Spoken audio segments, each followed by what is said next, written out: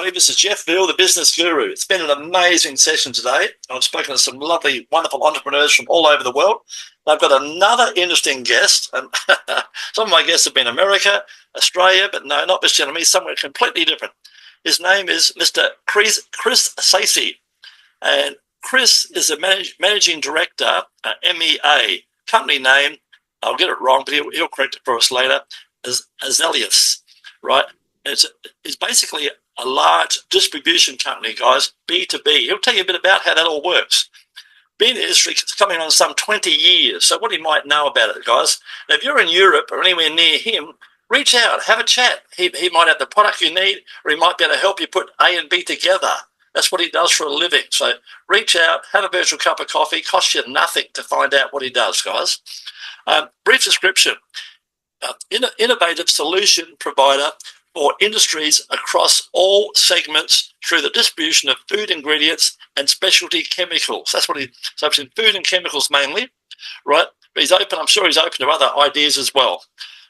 Created a company through the management buyout for growth, sustainability, and then sold it to a larger group, and the owner by a PE, and then became an IPO.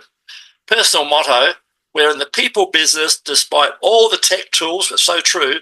And with the right team, passion, entrepreneurship will drive the business. That's right, guys. And it won't drive itself, guys. I've got bad news for you. Only way you drive it is by working, and working hard, guys.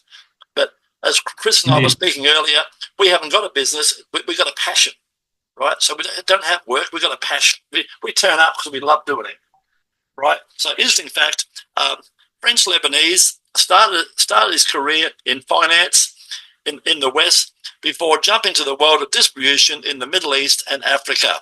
So we're going to find out a bit more about this wonderful man. Welcome to the show, Chris. How are you, my friend? Good, and you? Thanks for welcoming me. No trouble at all. Let's get started. How did you start your journey, and what inspired you to pursue your current career? How did you jump out of finance into this? What happened? Yeah, like you said, I started my career in finance. I was a structured credit investor for a large insurance company. And then after a few years, I shifted completely to a different world, the world of specialty chemicals distribution in the Middle East and Africa.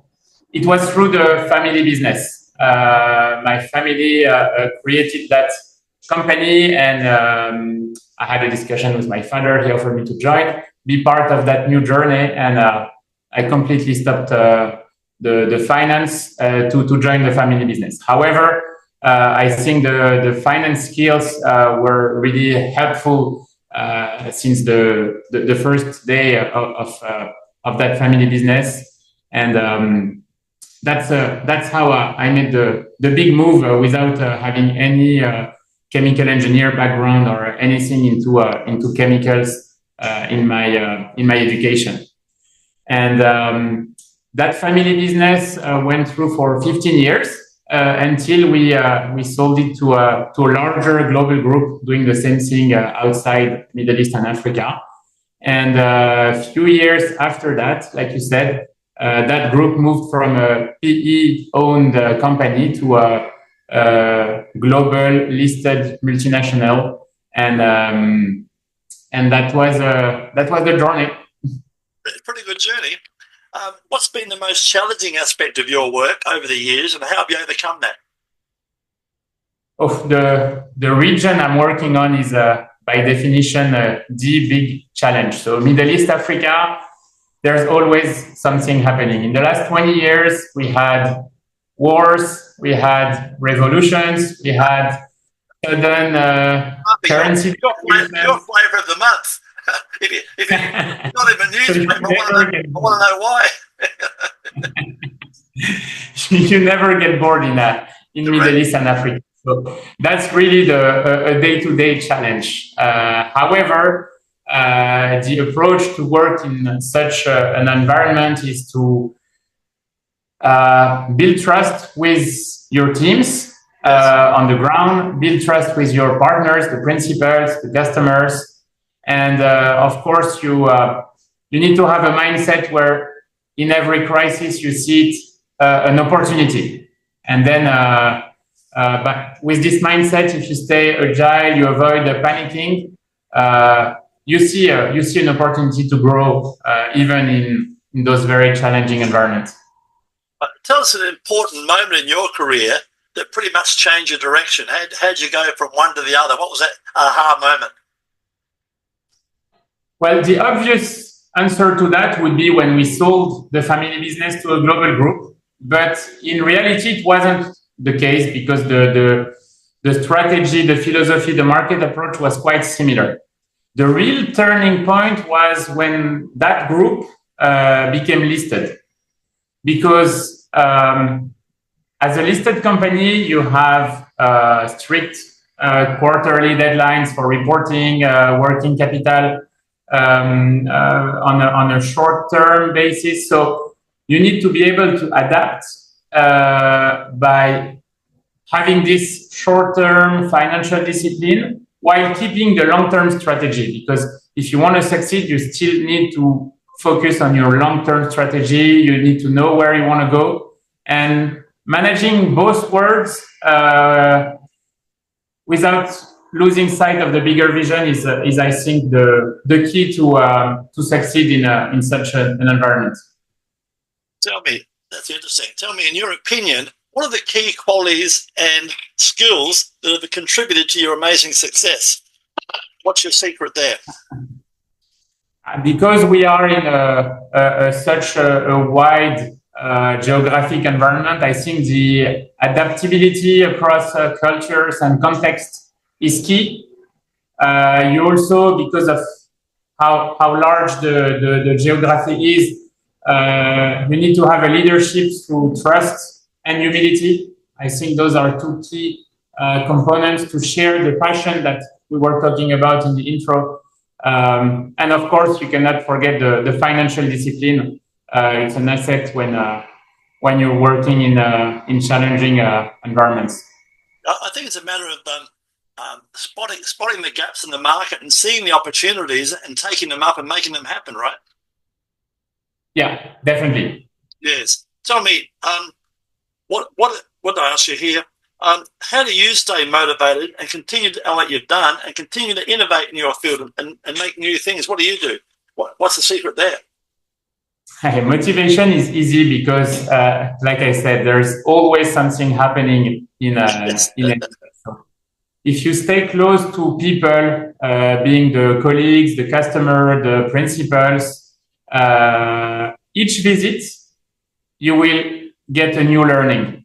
Yes. So that keeps the motivation all the way. Yeah, and I would say find out, ask questions, find out what they need, and make it happen.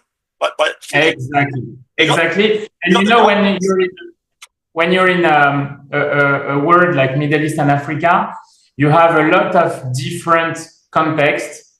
Plus, you have the view of the rest of the world, and it's interesting to see what people are doing in the West, in the East, and assess what could be fit for the markets you're working in. So you're bringing innovation, but not just a copy-paste of what's happening elsewhere, by adapting to the local context. And yeah, I think that's the real definition of innovation, bringing nice ideas into the local context. Speaking of ideas, tell us about a recent project or achievement you're particularly proud of. Not really a project, but